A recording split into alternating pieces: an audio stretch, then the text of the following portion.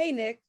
This season obviously has presented challenges to you guys offensively with COVID and injuries. You've had to deal with those yourself. But now looking back at this season, what were you guys able to do?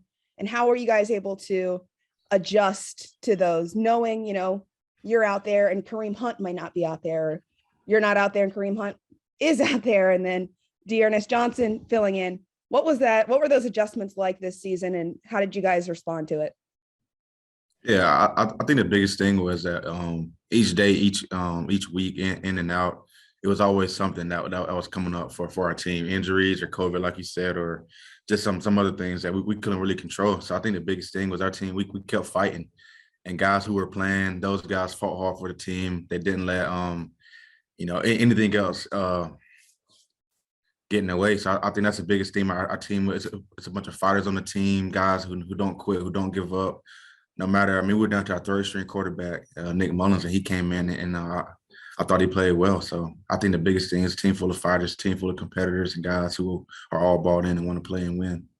Thank you. Thank you, Cam. We'll go to Dan Lobby. Hey, Nick, I wanted to ask you about Kareem. Obviously, this was a tough year for him injury-wise. I think he ended up missing 9 games. How difficult was it to not have him out there with you so often? Yeah, it was hard. Kareem's a great player for this team. He brings intensity, brings a lot of energy. He makes big plays. Thinking back to Minnesota game, he made a big play. Even that game, Chicago, when he was playing, when he was healthy, he was making big plays for the team and giving us a lot of momentum. And to not have that in offense, it was big. We surely missed him because, like I said, he brings energy. He makes big plays. He's a great teammate, and he's special. So to not have that was definitely a hit for us. And then obviously Dearness, I know, Dearness told us earlier in the year that you and him are close. So how cool was it to see him get that opportunity yesterday? Yeah, it was really cool.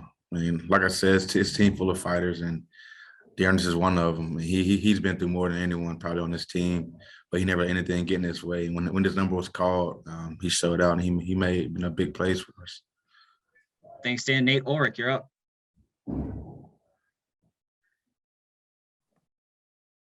Hey, Nick, just wondering, what was the significance for you, if any, to finish second in the league in rushing, considering that you missed time too in the 2021 season?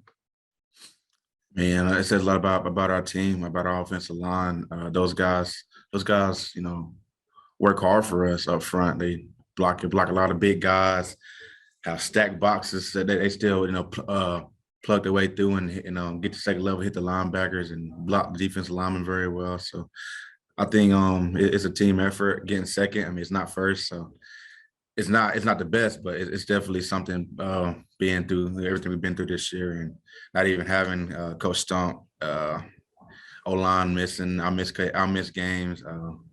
We have had Jack all year pretty much. So it says a lot about this team and how well we run the ball.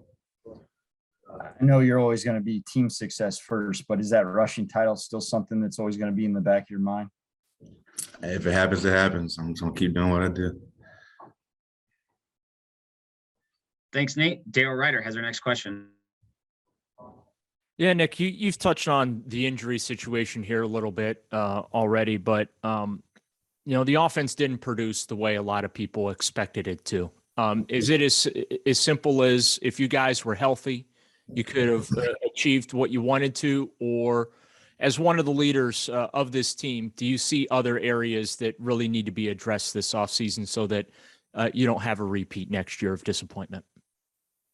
I think the biggest thing was just lack of consistency, lack of focus, and that's pretty much it. We have all the tools we need. We have the plays called. It's on us to go out there and execute it well. And we had some things that just didn't go our way.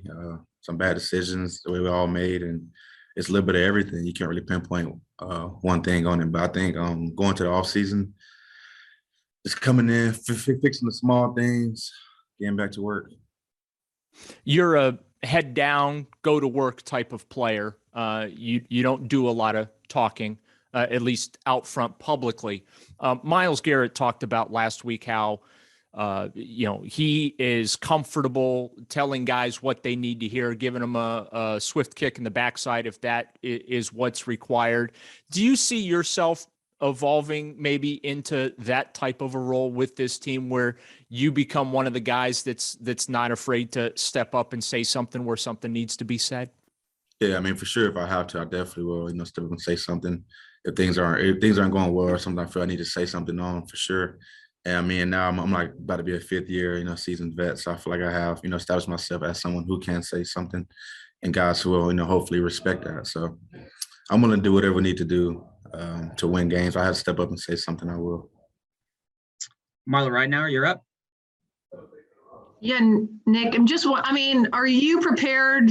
I mean, you said you wanted the offense needs small things. Are you prepared maybe if there are some bigger, changes, like maybe, you lose some players or, those kind of things? I mean, I won't have a choice. So yeah, I'll be ready. And just when you talked about being vocal, I mean, that's not really you. So, I mean, have you grown into that over the years? Or is that going to be something that's a little difficult for a while? It won't be difficult, but if I say something, I feel like it'll really, come from within. So I don't think it'll be forced at all. So if I feel like I need to say something, then I would. I mean, I wouldn't just make something up, if I come from the heart. Thanks, Marla. I'll take one more for Nick. Tom Withers. Thanks, Rob. Hey, first of all, Nick, good luck to your dogs tonight. Thank you. You mentioned you've been talking about guys with character and guys that are fighters. Does this team have enough guys like you?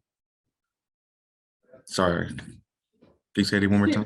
Does this team have enough guys like you, guys that are willing to put team first over everything, are not worried about their own accomplishments, and just want to win week in and week out?